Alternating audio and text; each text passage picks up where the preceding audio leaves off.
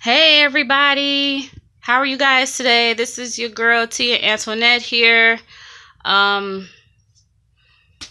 doing a little sermonette today. I know it's been a while, um, but I wanted to share my thoughts on just something that's going on that I thought was kind of over and done with in the 60s and whatever 70s, but it's still going on today.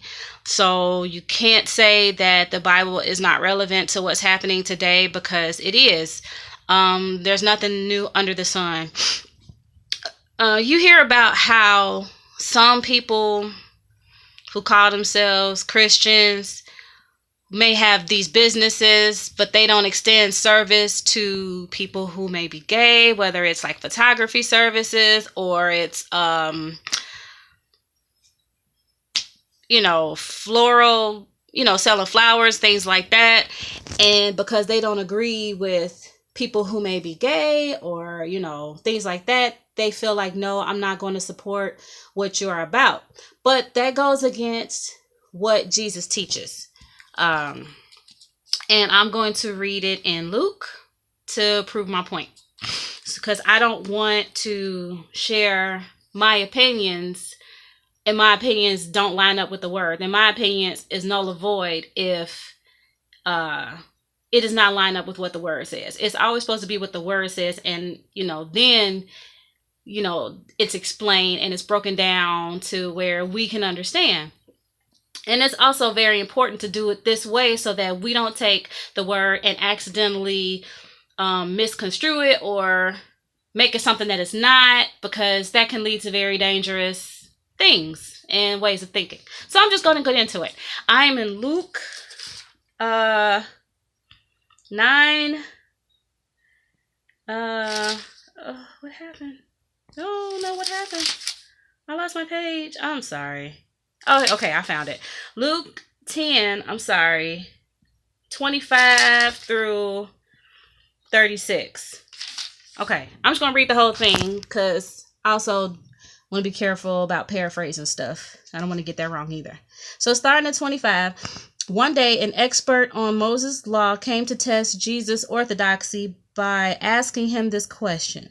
Teacher, what does a man need to do to live forever in heaven? This is the Living Bible Self-Help Edition, similar to New International Version. What does a man need to do to live forever in heaven? And Jesus replied, well, what does Moses' law say about it? It says, he replied, that you must love the Lord your God with all your heart, with all your soul, and with all your strength, and with all your mind. And you must love your neighbor just as much as you love yourself. Right, Jesus told him, do this and you shall live. The man wanted to justify his lack of love for some kinds of people. So he asked, which neighbors? Jesus replied with an illustration. A Jew going on a trip from Jerusalem to Jericho was attacked by bandits.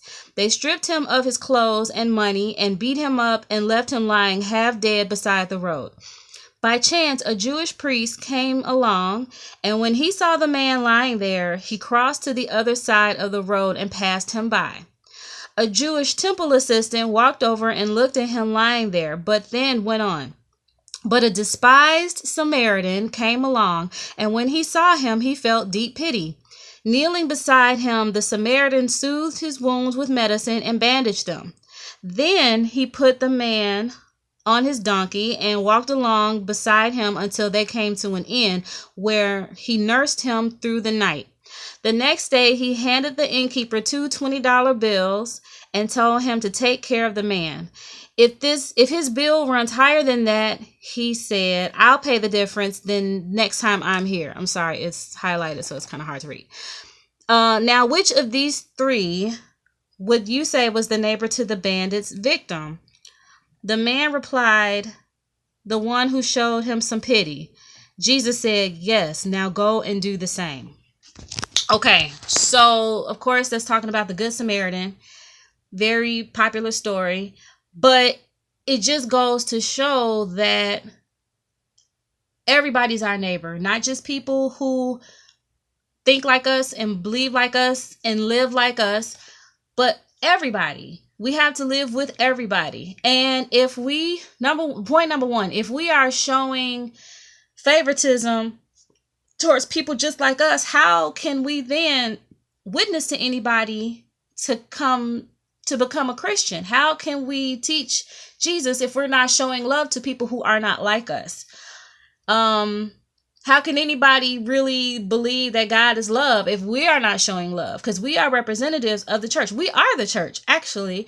So for you to have a business, or for you to, whatever is going on with you, you're showing favoritism to your people, but not to all people. That makes God look, makes them look bad. You know what I'm saying? It makes the Holy Ghost appear fraudulent.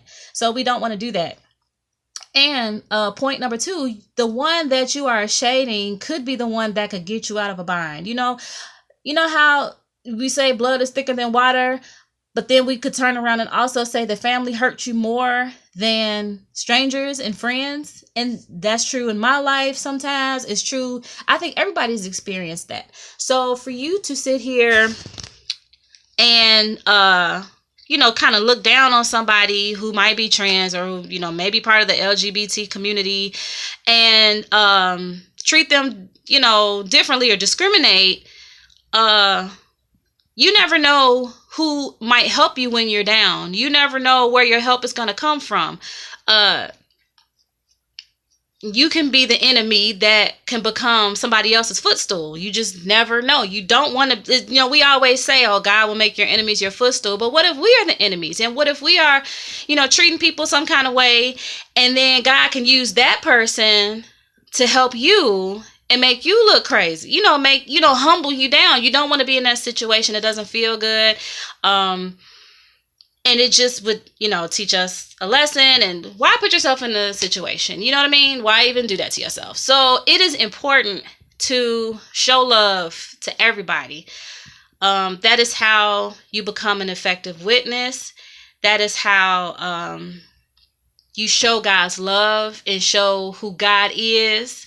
And that is how we stay humble, because you just never know who might bail you out in times of a crisis. You know what I'm saying? Just something to remember. Even though we live a certain way, and even though we believe a certain way, that does not also condone what they do.